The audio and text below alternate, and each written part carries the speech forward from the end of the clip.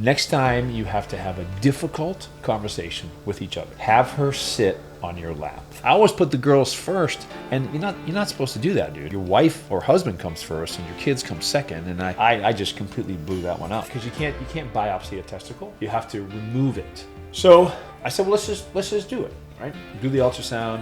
Results come back. His words, not mine. He says, "Oh crap, it's cancer."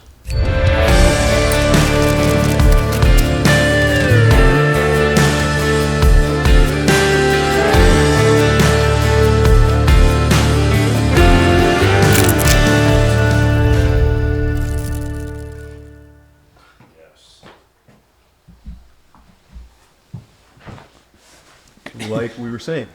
It's a good thing I didn't sit down the other way. You would have seen the hole in my pants. Well, that's a fair point. But like I said, the pants, now you can buy them that way. You don't have to feel bad about the fact that there's a hole in your pants. Depends on where the hole is. This hole is on my back pocket, which shows my buttocks and my underwear. That was a nice pronunciation of it. Buttocks. I'm white, so that's what white people do. Softball question for you. You remember how we met? I do remember how we met. Yeah. Go ahead. So you were treating a mutual friend of ours. Yes. And they had some great things to say about you, and you were geographically located around the corner from where I live. Yes. And I've been familiar with your practice where you were because of the shopping plaza. Mm-hmm. So I said, you know what? I'm going to email that dude, see if I can't meet him, see where that goes. Now, at the time, it was purely professional. Yes, it was. And it was, this is who I am, this is what I do. I heard great things about you. Would love to meet you one day. Yeah. And, I'm being on the receiving end of that, it was very interesting because the dental office I was working for was not my personal dental office. It was corporate practice. And so I didn't have access to like the Facebook and the messaging and that stuff. So I just walked in one day and I got a message that said, "Hey doc, there's a Facebook message here from somebody named Eric Roukey that wants to meet you because he wants to set up an appointment for one of his clients. And he requests a call back." To me, that was like, you call me, dude. Like, if you want an appointment, you call the office. But I was interested. I was like, okay, well, who's the client? What are we talking about here? So I called you, and we had a really good conversation. And it was more like, yes, it was still very professional at that point, but I don't think you wanted to harp on what you do for your profession. Like, I think I had to ask you a couple of times. So like, what do you do? And yeah, I do financial stuff. Sure. And it wasn't until I was like, well, do you want to do my financial stuff?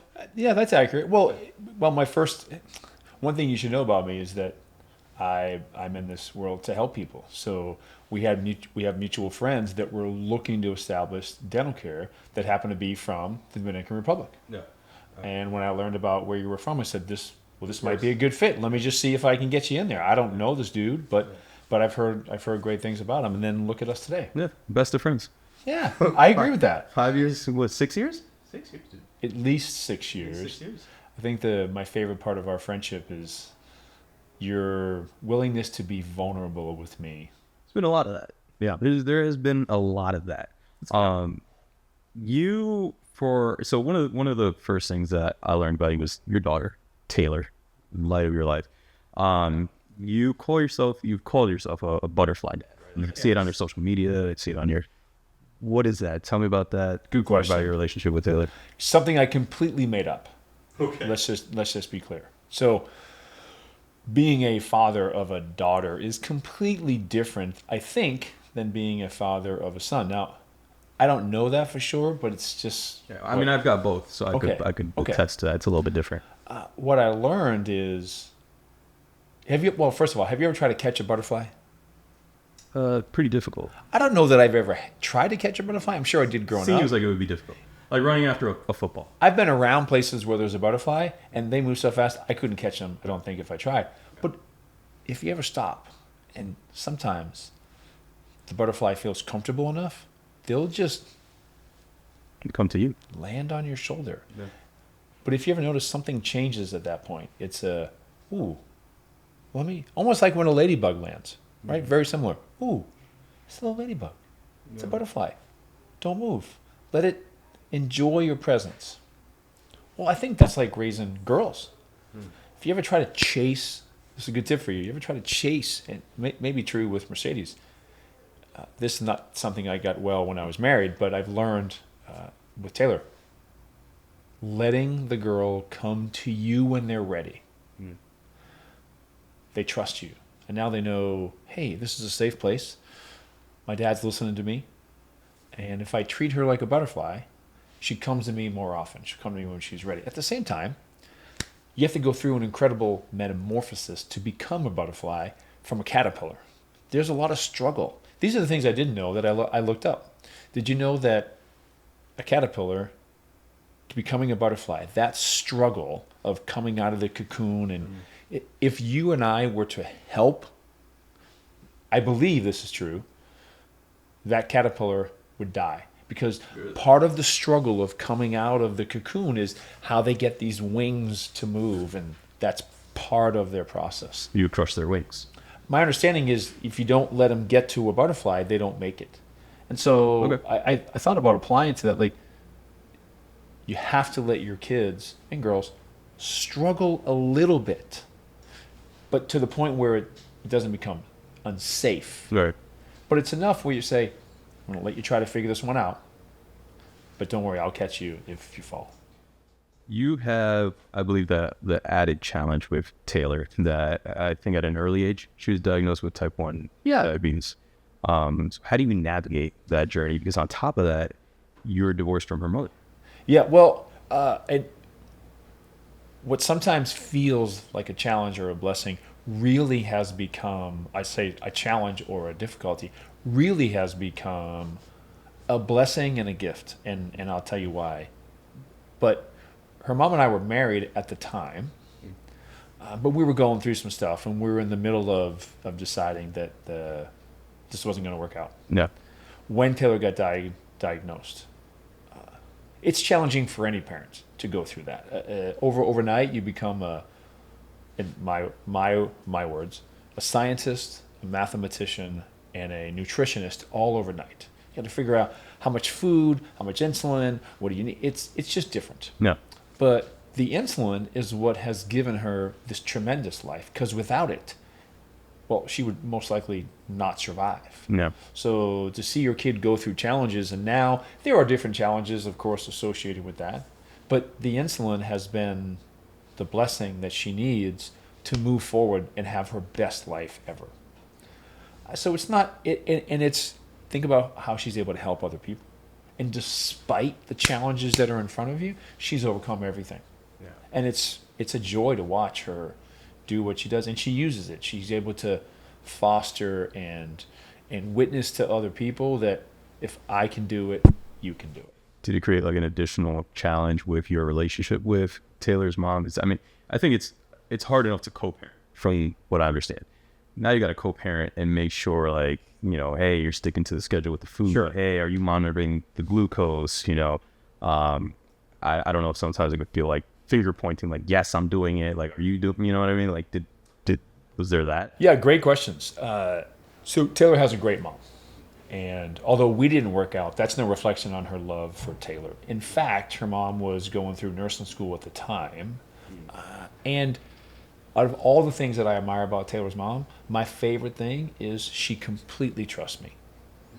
So, because I went to every doctor appointment. Now, her mom went when she could, but her mom had gotten married, gotten pregnant, had a newborn. So Maybe that had challenges. yeah, well, I think because she trusted me so much that I would always share what the feedback was, and I would write it down, and my attention to detail, that she said, I feel very comfortable knowing that Eric's there, he's got it, and he'll tell me everything. Yeah. And she would call me with questions. What do I do about this? What do I do about that? Now, I'm not a physician, but if you don't advocate for your child, who will? Because the doctor's only available really when something bad happens. Yeah. We've got to be on duty 24/7. So I admire that about Taylor's mom. And in fact, we get along so well today, I think, because of that. Yeah. So you're not a physician, but a big part of what you do is talking to physicians, educating physicians about their finances, money, being smart with their money. I am not your best student. I disagree. Very kind. Looking back in the past, is there anything that you maybe would have done differently with your finances or professionally when you were young? Oh, great question. Absolutely. What do you want to talk about first? Personally, with clients, or as a parent? Personally, yeah. Oh gosh. So I remember, I grew up single mom. My mom was nails, right? All the grit and hard work and determination I learned from her. So, and I can't, I get emotional talking about her because I wouldn't be where I am today if I didn't have that type of foundation, right? At the same time, I dropped out of school at eighth grade. My mom did. Your mom did? My mom dropped out at eighth grade and just went to work. So I didn't learn any financial principles. I just learned the value of hard work and frugalness, if that's even a word. No. Well, I'm very frugal today still. I'm still that kid that grew up that won't. If I can cut my own hair, which I do You've that. done. Catherine helps. If I can cut my own hair and it saves me. Was this Catherine? Yeah. And this is, by the way, this is like 4 weeks in, so we went a little too short last time. But if I can save efficiently $150 a month, I'll do that. No. It's just in me to be frugal. So as a result of that, my frugalness really helps me in my professional career. But there was that time in my life from 18 when I started making a little bit of money, because while I was in college, I learned how to bartend, so I'd work at night because I have this drive in me to just work. And then, so I did that, and then when I moved to South Florida, living on my own for the first, bartending 4 to 5 nights a week and doing some modeling for Ralph Lauren, Calvin Klein. Did you really? Yeah, Hanes. Still the Prince? Maybe somewhere. Gotta see. Maybe somewhere. But there was money, and I have an accounting and finance degree at this time, so you would think that I would be amazing at this. But in my own life, I was like, I've just lived my best life. Yeah. But I always saved. I always did a IRA at the time. There were no Roth IRAs. So I always did that because I learned about it in school. But I never really thought about my future self. I always thought about my present self, my best life now. Yeah. 50 and 60 is so old when you're 20. But what I've learned is if you can make decisions that your future self is happy and your present self is happy, you both win. But that took wisdom and time to learn that. So in my 20s, I just blew a lot of money. Right? But I saved, but I didn't save enough. And I wasn't tithing. I wasn't going to church on a regular basis, and I wasn't doing that either. No. It wasn't until I moved to Orlando and met Taylor's mom, who at the time, well, not the time, she still has it, as a 2-year-old at the time, named Haley, who I've had the blessing of raising for a certain part of her life. And it's been wonderful. We have a great relationship today. I'd like it to be better, but it's a great relationship today. But it moved me into parenting. Like, oh, hey, this is different. No.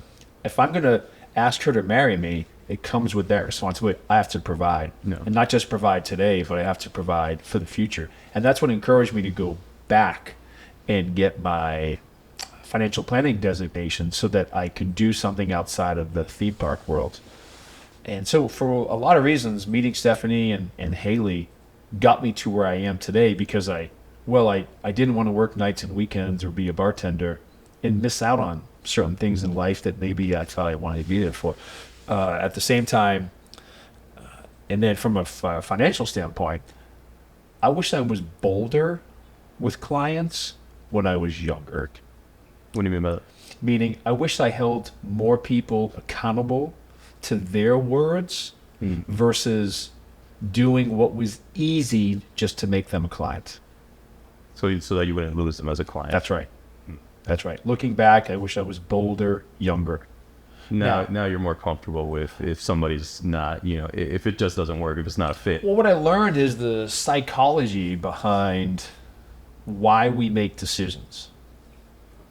When I learned people really want help and guidance, they just don't know how to get out of their own way.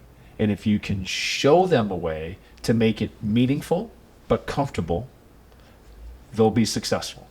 But I didn't have that wisdom or foresight when I started. It was, I don't understand why you wouldn't do that. But I don't want to lose them as a client, so I'll just do whatever they want to do. Now, those people didn't suffer any financial catastrophic events. No. But they probably would have been better off today had I been more bold at an earlier part of my career. When did you learn?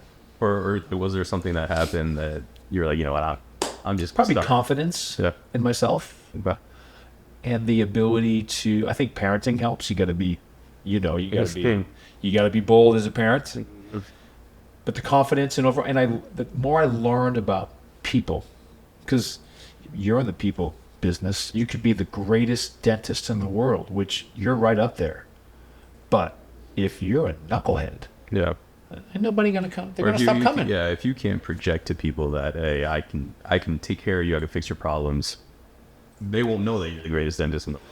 But even if you can take care of my problems and you're a jerk, I'm not coming. That's true too. I mean, don't you want to surround yourself with people that you love and like and make you feel good and you're happy to see them? Well, that's true. I bet you could be, at least in my profession, you could be a terrible technical dentist. Do terrible work. I've seen it. Patients will come on. Look at my last dentist. You look at the work that they had done. Okay. But yeah, I mean, I see your. I think that's what we all strive for. Is I'm sure you'll ask me what's the definition of success at some point today, and I don't know. I'm sure there's a million definitions, but I can tell you what mine is, which is the people that are in our lives and the things that we get to do together. Look at the people in your lives. Yep. We don't need to be loved by everybody, just a few good people. No. I love what I do.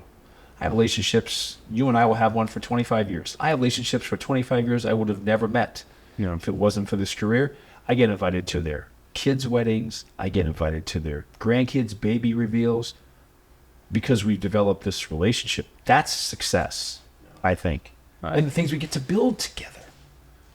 You, I mean, it shows right now, but you're probably one of the most positive people that I've ever met. Just like unrelenting positivity. Little bit of blame sometimes. I was gonna say it's probably too much. A little sometimes, but not in a bad way. But like for example, a couple months ago, sometime in 2023, 2023 was a rough year for me. Like I had some health concerns. At the time I thought I had freaking stomach cancer.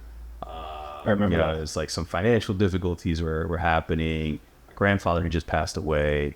And really the only good thing that I can remember happening in 2023 was Penelope was born. That's it. And I was, we were talking back there in the office and I was kind of running down this laundry list of things that are just all going wrong for me. And I'm talking to you about them and you're going like, and I was just like, when you're watching a movie and like the character has like a vision and like they're like strangling somebody and then they snap back to reality and like they never happened. I had one of those because like, why are you like, what are you smiling? I want to punch this guy. Yeah, so it's like, I want to throttle you. And then it gets worse because then you go, good. I was like, okay, so he's not even listening. What do you mean good? And you go, well, let's just get all the hard stuff over with now. And then in a couple months when it's all over, we'll be able to say, how lucky am I that I was able to get through all those challenges all at once and look how much better off I am now, because not a lot of people think that way. I bet you think that way. You just don't know it yet. Because if someone came to you with those problems, you would look for. Let's just back up. I'm very weird, and I think most people are weird. Therefore, none of us are weird. I don't know that I've always been this optimistic person. I probably have some things in my life. I bet if you ask people from high school, they might have I don't really know. But you don't have we have a choice. I can be bitter or I can be better. We've heard those phrases before. And if you and I didn't know each other, no, and we were somewhere and we saw something bad happening, we can find commonality in being miserable together much faster than we can find commonality in being happy together. Yeah, it's easier. It's easier. It's easier to just align with the, oh my gosh, they suck. Yeah, they suck. You suck, guys. Oh my gosh, everybody sucks. As opposed to, hey, cut them some slack. I'm known as, my family tells me that, you're annoying. Because I always tell them, stop first to consider what's happening in the other person's life. Cut them some slack. Everybody's going through something. Everybody is going through something. Cut them some slack. Because we want slack when we're going through something, or grace, but we're slow. This is a general term, not you. We're slow to give grace to other people sometimes, but we want it immediately, right? We're imperfect. We're hypocrites. All right? I know I'm a hypocrite on a regular basis. I'm sure I am. So when you were telling me all that, I heard you, and you were asking me for help without asking me for help. You felt comfortable. Here's what I'm going through. No. And my initial reaction is, good. Let's get it over with. Let's go. Because you got to get back up. You got to keep moving forward. So as much as it sucks going through all that at once, wouldn't you rather go through it all at once and get it over with? Yeah. I think that kind of speaks to the difference between, like, there's sympathy and there's empathy. And with sympathy, you could say something like, oh man, that's hard. That sucks. That's awful. And with empathy, that is hard. I'm here for you. You know what I mean? And a lot of people can say things like that, or a lot of people would say like the sentiments that you just said, but you actually lived through it because you followed that up with telling me, your health struggles a few years back, and then how that was compounded by other life events on top of it. Yeah, good stuff. So I think it was 2000, what are we in, 2024? When you get older, you start to forget some things. It's 2007. So right when we referenced earlier of Taylor's mom and I, Stephanie, splitting up, probably for about 9 months prior to that, I had this uncomfortableness in the testicle area, and I checked it up to probably play too hard in sports. I still played a lot of baseball at the time, or I worked out too hard, right? Maybe you felt that way, and it's probably a hernia, whatever. You just kind of blow it off, right?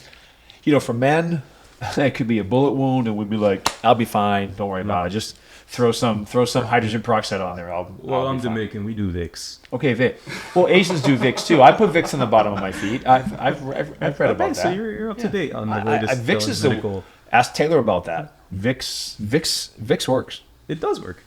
I think it works. There's something in Vicks. I don't know what it is, but there's something magical in Vicks. We'll have to make sure that we ask my forefathers because they use it for everything. Perfect. So I didn't use Vicks this particular situation though. So I went to my primary care and said, hey, something feels off, right? I did a self-exam and it doesn't feel right. So he said, I'm not a urologist, but I'll give you an exam because I trusted him. And he said, you either have one big testicle or one small testicle. They're not symmetrical. Right. Something's not right. No. Okay. Go get an ultrasound, which is the most uncomfortable thing you can ever do as a man. Ball ultrasound. Yeah, ball ultrasound with a girl. Okay, hold on. Who was the tech? Was a girl. The tech was a girl. What do you got? You got. And I use. Well, let's just be clear. I use humor anytime I'm incredibly uncomfortable. I do as well. It's like a very. And I'm like, it's Friday at 4:00. Nice professional ultrasound technician who's gone to school for years has to deal with this knucklehead, and I'm like, I bet you're looking forward to this all day. And she goes, not really. She wasn't having it. She wasn't getting my humor. And I'm uncomfortable at this point. And so, you put on a gown, you have one testicle exposed, and there's a complete stranger. Yeah. So I'm trying to picture.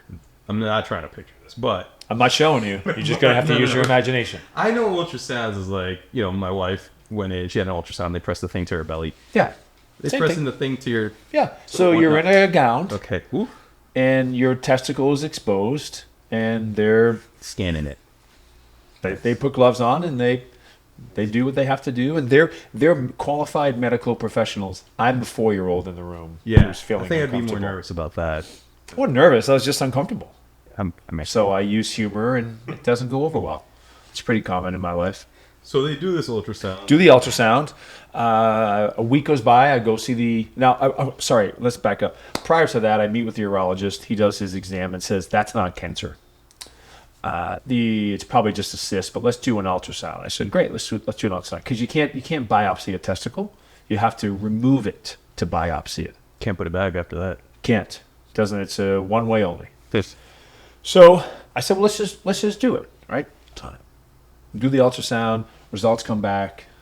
His words, not mine. He says, "Oh crap." He might have used a different word. It's cancer. That's how he's. He said, "I think it's cancer." But it's bedside man. Actually, hold on, back up. I'm fast forwarding. He said, "That's just a cyst. Look at it. The way it's a cyst. You have nothing to worry about." And I said, "Well, how do you know for sure?" And that's when he said, "Well, I can't biopsy it. I have to remove it." I said, "Well, remove it. I'd rather know for sure." And then I used humor again. I said, "Well, I can still have kids, right, with one testicle?" He said, "Yes." I go, "Well, planes fly around the world on one engine all the time. I'll be fine." No, I mean, that might just be like NASCAR and just go in circles. Not with one wing, but right? But yeah. No, one engine, not a wing. Yeah, all right, all right. Engine. So I said, I'm pretty fond of my testicles. once you realize how that you can function with one, it's really no big deal. In fact, I made some jokes because it's my left testicle. I'm like, I'll be faster first to third because I don't have something in the way. I'm just being stupid. So they have it removed, surgery. You have an incision about half the size of a C-section in your abdomen. So it's, it's probably about that big. Mm-hmm. And great. A week goes by. I go to see him. And that's when he says, "Oh, crap, it's cancer." But he had already removed it at that point. Because the only way you could remove it only way you can biopsy it is to remove it. To remove it, okay. And he says, "Oh crap, it's cancer. It's about the size of your pinky nail is the cancerous thing." And I said, "Well, now what do we do?" At this point, I'm nervous, but now I'm ready to fight. No. Right? Well, now what do we do? He goes, "Well, we'll have to go see an oncologist and figure out what the treatment plan is. We got to do a CT scan to see if it's maybe spread." Which in this case it had. So and I'm not a doctor, this is just what I remember. It follows testicle, abdomen, lymph node, brain. Stage 1, 2, 3, 4. And I said, okay. Well, it was in my abdomen a little bit, and it had a little bit in the lymph nodes, but it hadn't made it up here yet. I'm like, well, what do we do? Right now, Stephanie's with me at the time. Okay. I said, well, what do we have to do? And they were very nice. There's nothing that you did. And I'm the type of dude, I don't need this. No. Just rip the Band-Aid off. Let's just get to work. No. What are we going to do? We'll do radiation, chemo. Let's go through it. Let's do it. I went through 6 weeks of that. And you come out on the other side, cancer-free. I've got a couple of tattoos out of it. So like you, I have tattoos now.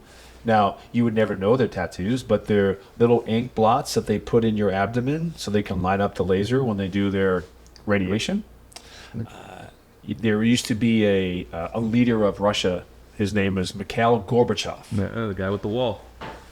But the guy with... He had the big purple thing right I there. had that on my back as an exit wound from all the radiation. That's what we called it. We called it Gorby.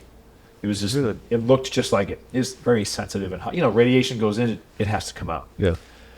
Going through all that, to me, I downplayed it because it really wasn't much. And what I learned is, I was probably training for that my whole life. I just didn't know, right? Growing up as with a single mom in Boston, Irish, Boston, tough. But no one else around me had only a mom, right?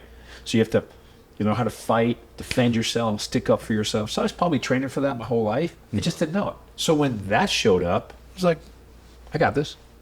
And what I learned is the further you get away from it, the more you realize, man, life is such a gift.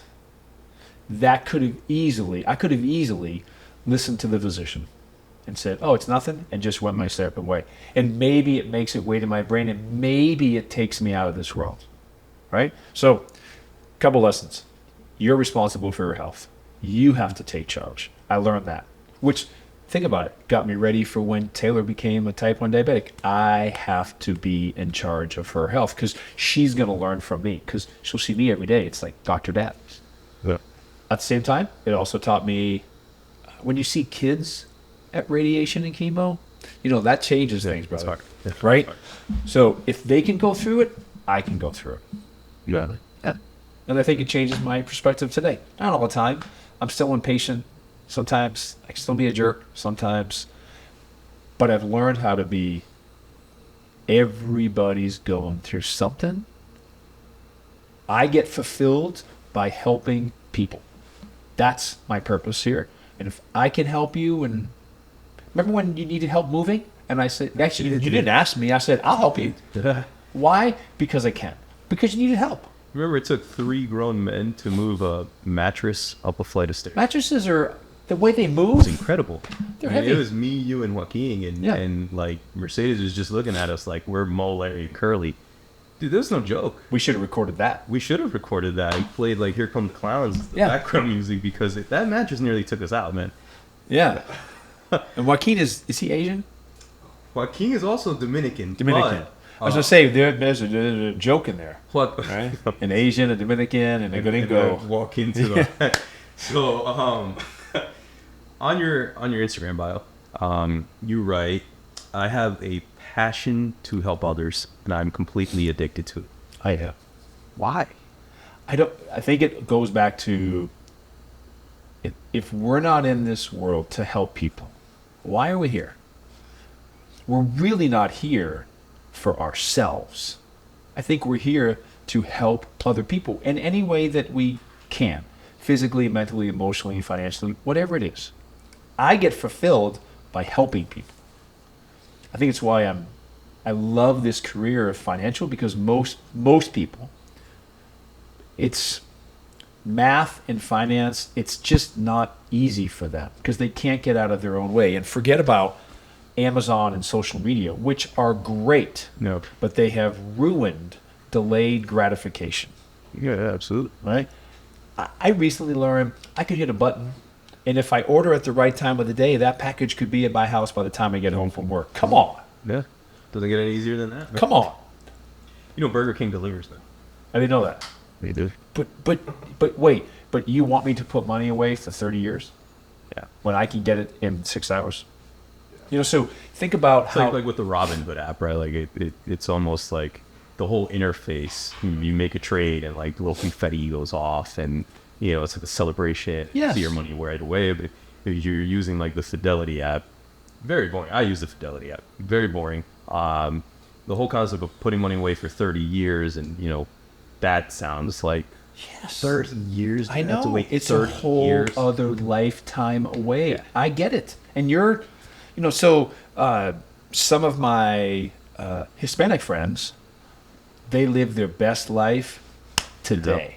Yeah. They don't worry about tomorrow. Tomorrow, I'll deal with it. So getting them to save money for the future is not easy. But that's most humans. We don't want to save. So if I can help people get over that, encourage them, hold them accountable, inspire them, show them how they can do it. Yeah.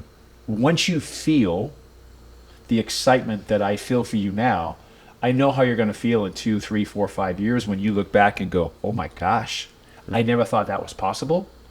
I can't wait to do more. That's like there's a way to put muscle on. We talked about this, right? Because some of the financial vehicles that we work on, you told me ahead of time, first 5 years are going to suck. After that, you'll start to see. Yeah, everything is different. How many times have I called you in between, like, dude, this very common. really sucks. Like, I don't want to do this anymore. Yeah, it's very common. We have a friend, a mutual friend, who recently retired from dentistry. Dr. Sinopoli. Mm-hmm. Do you know why he retired? It wasn't a voluntary retirement. It wasn't. His He hand lost the stopped working. ability to do his job. And if he was here today, he would tell you this. He told me, "Thank you." Last time we were together, like 2 weeks ago for lunch. Thank you for being the biggest pain in my ass. Yeah. Because if it wasn't for you, my family and I would not be okay today. Because every time he wanted to cancel his disability income insurance, I reminded him how important his hands are.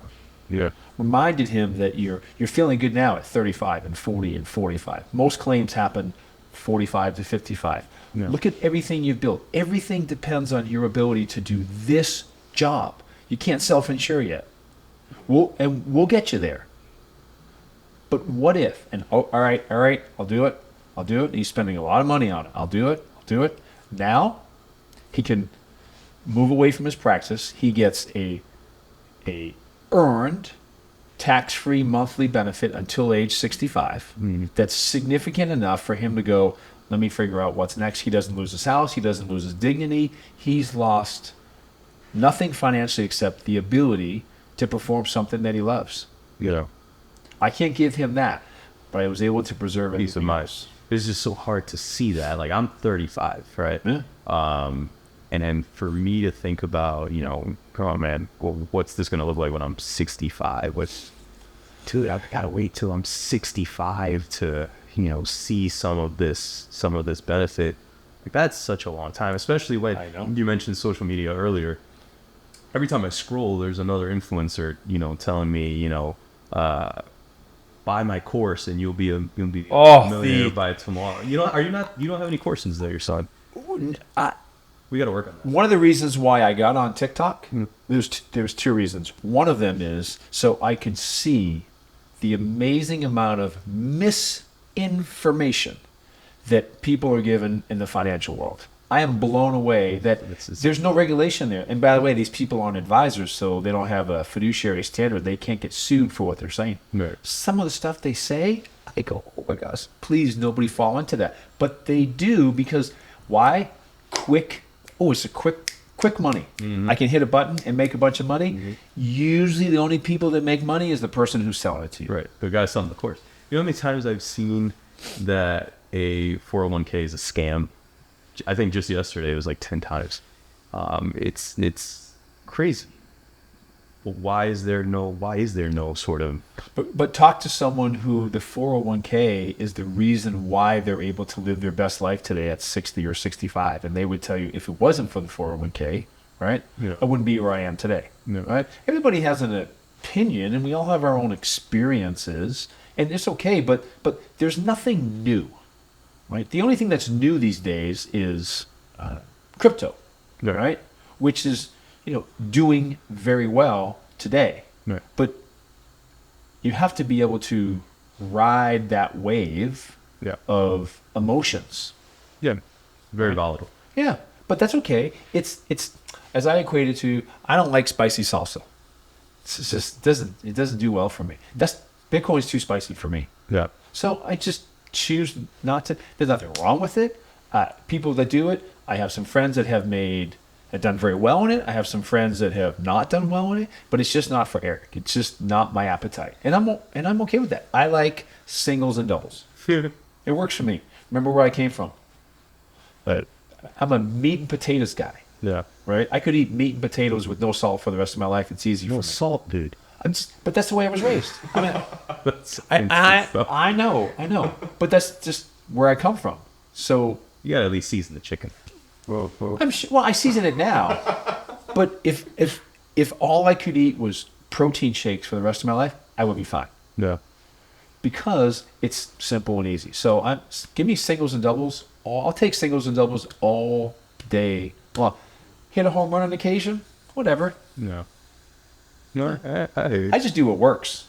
And if we can get people to do, there's no new strategies to make wealth. Just learn how to maximize what's available to you and do what fits your psychological well-being that makes you feel good, and do that. And let time be your greatest friend. Yeah. Or it can be your biggest foe.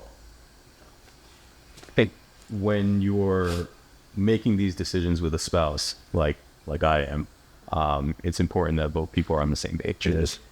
I think our first couple meetings, you insisted on Mercedes being there and on both of us being on the same page. And whenever I tell you about one of my brilliant ideas that I have very often, and they are brilliant. They're phenomenal. I don't know that she would agree, but you always ask her input. And you've given me a lot of marriage advice over the years. there's one that I remember in particular. I don't know if you remember the front porch of my house. I was rather angry at that moment. But you've given me a lot of marriage. Yeah, you have a nice front porch, by the way. It's a good spot. We've done some nice decor lately to it. HOA won't get off my ass. They're the worst. But you, like we alluded to earlier, you're divorced. I am. And I think a lot of people would see a chasm there. Like, what makes you qualified? Good question. Well, those that can't coach. So, right, I'm some of the best basketball coaches, ones that can't play basketball. That's true. Now, I am not a marriage counselor, and I'm not even qualified. But I feel really comfortable in sharing all the things that I completely got wrong, and that's wisdom. And you'll do that one day. You don't have to be divorced to be able to give people coaching on how to talk to their spouse. I just happened to do it very poorly, where I put the girls first. Remember when I met Stephanie, she had a 2-year-old named Haley and then Taylor. I always put the girls first, and you're not supposed to do that, dude. Your wife or husband comes first, and your kids come second. And I just completely blew that one up. Yeah. And so it allows me to now, as dad of girls, and looking back, it's important that you communicate with your wife and that you're on the same page. Even if you disagree, it's okay to disagree. I didn't get that part right. Disagreements don't have to lead to fights. I missed that part. Our disagreements always led to a fight when I was married. And someone needs to control that. And I did a very poor job at controlling that. And what I learned now is it's okay to have a tough, we can completely disagree, but I can still absolutely hug my wife or husband and love on them because I love that person. Yeah. And I didn't do that well. So if I can encourage other people to do it. You spoke recently at, I think it was like a church event where most of the attendees, I believe, were women. And you were talking about divorce, and I think your past with being divorced. And I remember it told me one of the attendees came up to you and said, "We don't talk about divorce because it's not godly." And your response was, "But it is earthly, right?" And it happens. It happens. Divorce is not godly. You're right about that. It was a friend's church. They asked if I would come just talk to this women's group, very powerful women group, about the importance of finances, because it can be, and how it can be misunderstood, and how to apply it to your family, and just some basic financial principles. And I did mention that I was divorced, and someone did say afterwards, we would prefer if you didn't talk about that because, divorce is not godly. I said, you're right, it's not godly, but it is earthly. It's you can't, just because God doesn't want divorce, but it happens. Yeah. But I can be redeemed because God loves me anyways. Right? So despite getting divorced, which does not please God, it pleases God that I'm still connected to him and that I'm asking for forgiveness and I want to be better and I'm a great ex-husband and I do all those things. So I think it's important because there were women in the audience who were divorced. Yep. So do we not talk about that? And that's what I remember how I referenced earlier about being bold. Yeah. That's a bold thing to say, but it's real. Yeah. And it's who I am. So what? I'm already a big enough hypocrite. I don't need to be a bigger hypocrite by saying, well, we don't talk about if I'm married or divorced tonight. Why wouldn't you? No, I agree. I am a young father. I've got 4-year-old little boy. My daughter's a year and a half. Yeah. I can't say that my relationship with my dad was ever, probably lukewarm at best. We had our challenges. One of my biggest fears has always been not being a great dad. Looking back, you're a young dad when Taylor's born, when you've got, Haley as your bonus daughter. What's one piece of advice that you would give to yourself, to your younger self, as a father? One piece of advice I would give to myself as a younger father. Mm-hmm. When I think about how I grew up with no father, just my mom and I, is there a chance that if I met my father today, do you think I would be bitter or would I thank him? No, I think you'd probably think. I think would think a lot of people would be bitter. I think you would think. Well, I was bitter when I was younger because you don't know what you don't know, right? Just a little pipsqueak. But I learned today, would I be the dad I am today if I didn't have the complete opposite growing up? I don't know. I have to think no. So I would thank him because it allowed me to say, well, I'm not going to be like that. I'm going to be present and I'm going to be here and I'm going to do the absolute best that I can. And that's a choice because I think there are a lot of people that would make the opposite choice. And I have made the opposite choice in terms of, I never had a father. I don't know what it's like to be a father. They grow up, they have kids, and then they're terrible fathers themselves. Everything's a choice. So you made a conscious decision at some point that I don't want that. Sure. And so looking back and go back to, what would I do differently or how to be a better father is, remember how I mentioned I put the girls first and put their mom second. Yeah. What they should have seen was my father puts my mother first and puts us second because that's respect to all women in the house. And I just didn't do that. Now, I wasn't mean to Stephanie most of the time. So, right, Stephanie? However, they should have seen that. Yeah. Now, they see it now. Right? It's much easier for us to get along. We do Christmas together. We go to church together. We do not this year because they're out of town, but we do Thanksgiving together. Mm. We are together all the time as a family. Stephanie's remarried, has kids with her new husband. Everybody gets along. I hug them. People say it's weird, but it's just because they don't understand it. Yeah. It's so much easier for Haley and Taylor to be able to say, my mom and dad get along just fine. Yeah. Because have you ever heard high school kid, parents get divorced, dad sits on one side of the gym, mom sits on the other, the kid's out there playing the sport, and they don't know which parent to go to first because the parents don't get along? That's a lot of pressure on that kid. Yeah. How about we just sit together and we suck it up? No. Because it's what's best for the kid. The idea of putting your spouse first and the kid second, that in itself is a bold statement. Because I think, a lot of people say you have kids and like, oh, your kids before everything, and your kids are your number one thing. I'm similar to you. I believe Mercedes comes first because it builds the foundation for these kids to grow up in a stronger home, I guess you could say. Not that divorce households are not strong foundations. Clearly you guys have that, but it's not a lot of people think of that either. A lot of people think like your kids will always be your kids, but you could end up getting divorced. You know what I mean?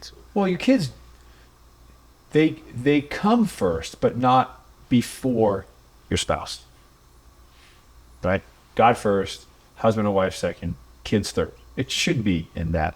But that's just not easy to do. It's much easier to, sadly, neglect our spouse because of Penelope and Cruzy, right? Like, oh my gosh. Oh, hey, what's up? Hey! And you're so excited to see them. Oh, hi, honey. Yeah. Right? That doesn't make them feel good. It's very easy to fall into that. I did that. That's not a good thing to do. It's not, you're not doing it intentionally. Yeah. Just that, right? If I had to do it over again, I would do that completely different.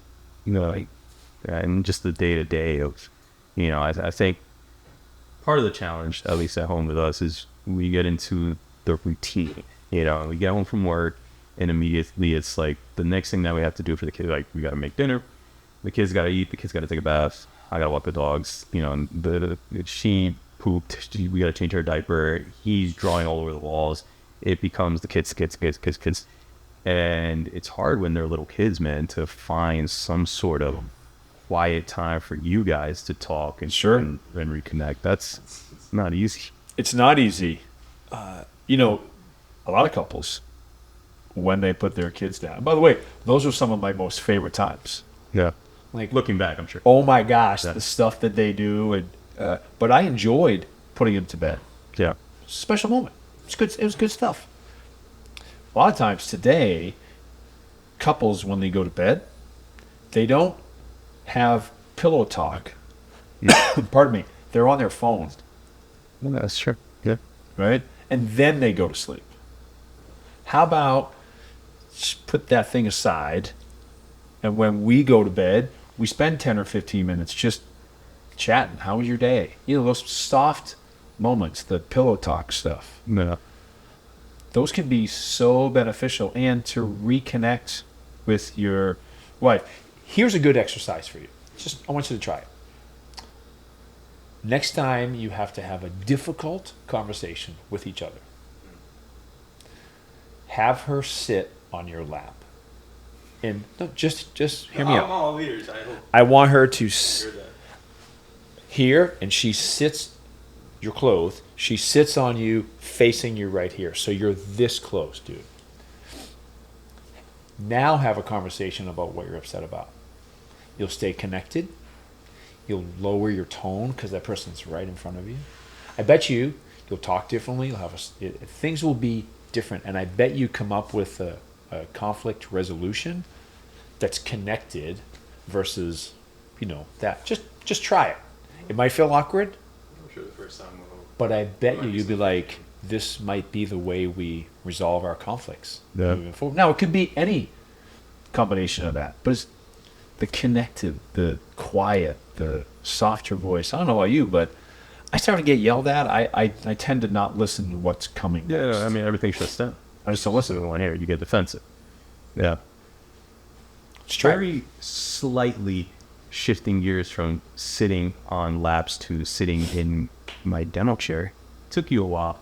It sit in did. my dental chair. I mean, we only knew each other for like 4 years before that happened. Sounds about right. What took you so long? That is no reflection on you whatsoever. In fact, the only reason why I'm in your chair is because of you. Thank you.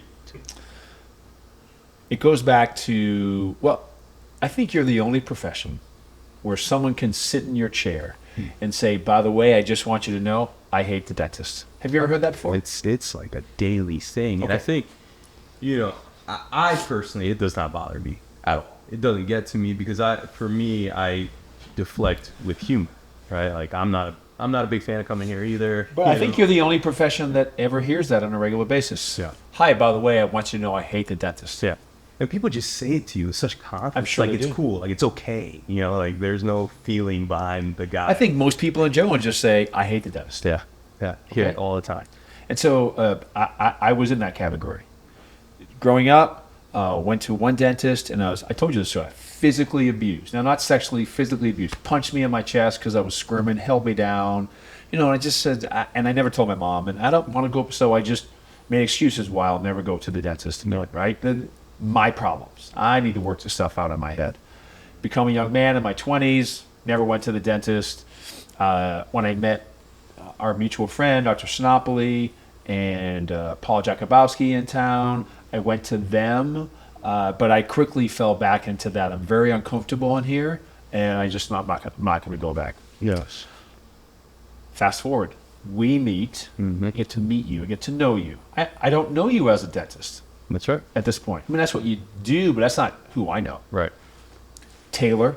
Now, Taylor is my most prized possession. It's my gift to the world. Yeah. Is the way Stephanie and I. That kid is my absolute shot. There's nothing about that kid that I'm go, oh my gosh, she's a million times better than I ever was, and she will be. And the things that she would say about, he's so funny, very gentle, his staff is amazing. And I knew that because I had been in here once or twice. I said, all right, it's time. Right? And I trusted you, and I trusted your staff. Yeah.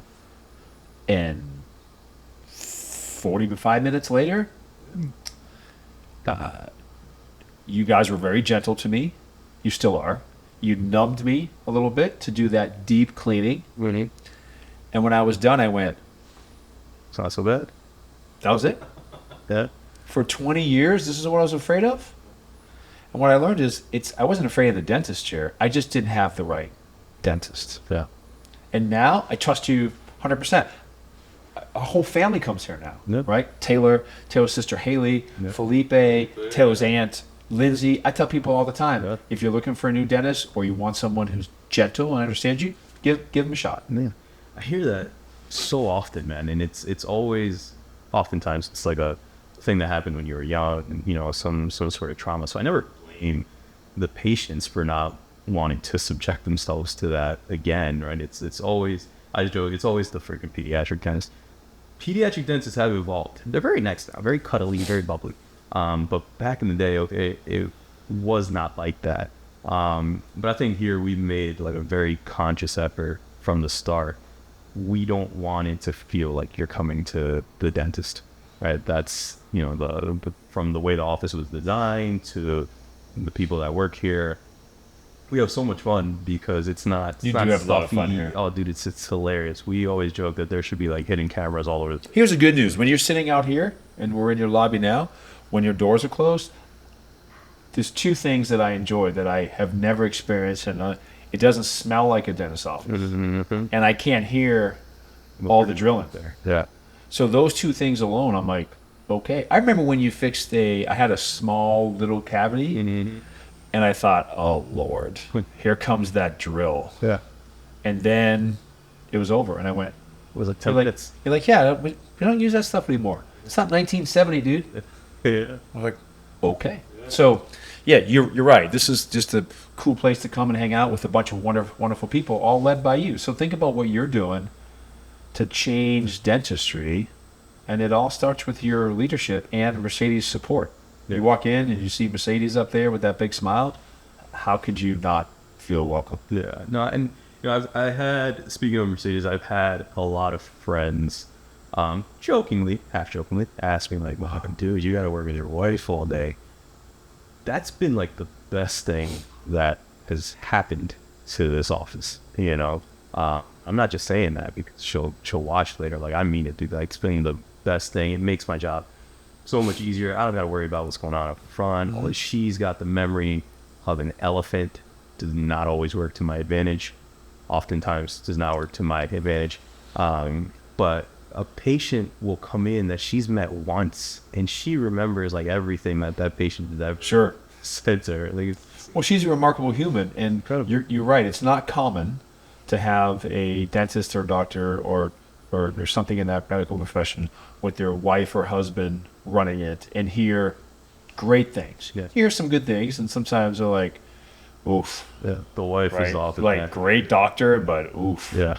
Not in this case. In fact, I would say, you know, Mercedes enhances you, but you enhance her. And so the ability that you can do that only speaks to how your relationship must be at home. Yeah. Yeah. Well, you know, speaking of all the great people that we got here, they ask about you rather frequently. And I will have you know they're a little miffed that you haven't been here in a couple weeks. That's nice to know. Well, yeah. Well, I got to answer the questions as to why you're not showing up because everybody's always, they come up to me like, where's Roukey? He hasn't been here in a few weeks. What's going on? Okay. So we'll have to do, try to do Thursdays or my jam. We'll just have to do it more frequently. Gotta do that. I don't want to disappoint the fans. No, you wouldn't want to do that. I love coming here. As I mentioned earlier, I get fulfilled by seeing people. If I feed off of energy that your staff has, which is a direct result of your leadership. But I need that human interaction. 2020 has it's certainly changed a lot of things, but a lot of things for the better. If you really can look at what great things came out of such a difficult time. Yeah.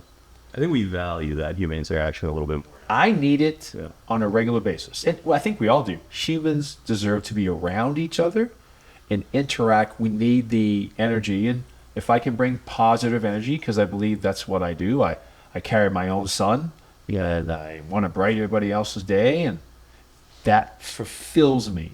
You've known me long enough. Yeah. It's not an act. I believe that was 5 years ago. It's insane. It's not an act. You know, Taylor has said to me before, I'm not an extrovert like you, Dad. It's not. I want you to know, I am not an extrovert. I am most comfortable being an only child, being alone. Really? Mm-hmm. I would never guess that. I know. So how do you? It's uncomfortable for me, but it's what I have to do to help people. I have to come out and be there for people.